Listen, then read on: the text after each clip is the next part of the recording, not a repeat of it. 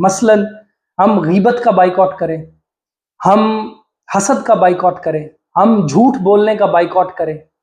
اثر کرے نہ کرے سن تو لے میری فریاد، نہیں ہے داد کا طالب یہ بندہ آزاد۔ السلام علیکم، میں سید شاہ زیب۔ خواتین و حضرات، اسرائیلی مصنوعات کا بائیکاٹ کر دیا ہے ہم نے، اور الحمدللہ ہمارے بائیکاٹ نے ان کی کمر توڑ کے رکھ دی ہے۔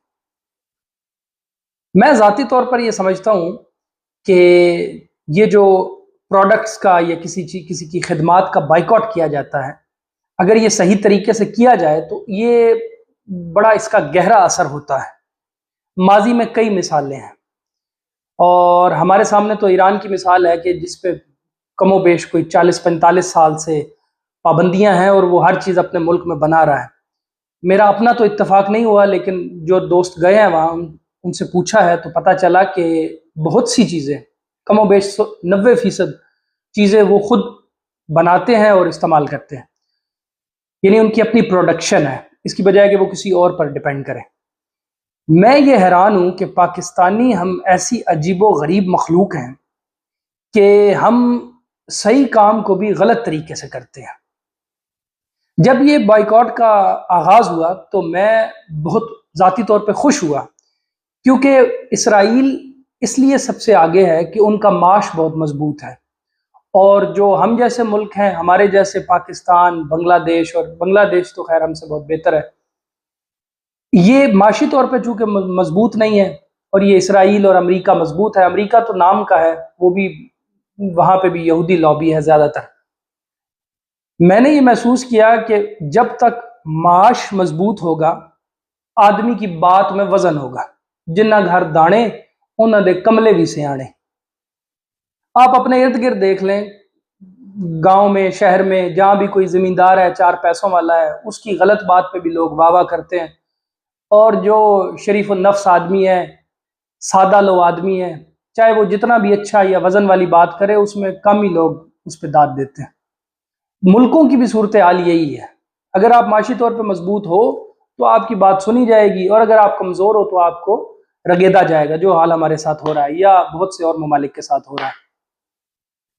ہمارا بائیکاٹ بوتلیں لے، اپنے پیسوں سے بوتلیں خرید کے اور ان کو ضائع کر رہے ہیں۔ یار اندازہ لگائیں، جب یہ بائیکاٹ ہو رہا ہے، میں جو بات کرنا چاہ رہا ہوں وہ یہ ہے کہ ان مصنوعات کا بائیکاٹ اچھی چیز ہے، لیکن یار کیا ہی اچھا ہو کہ اگر ہم ان چیزوں کا بائیکاٹ کریں۔ مثلاً ہم غیبت کا بائیکاٹ کریں، ہم حسد کا بائیکاٹ کریں، ہم جھوٹ بولنے کا بائیکاٹ کریں، ہم کسی جگہ فساد پھیلانے کا بائیکاٹ کریں، ہم شراب نوشی کا بائیکاٹ کریں، اور یہ جو جتنے گناہ ہیں بڑے بڑے، ان سب کا بائیکاٹ کریں۔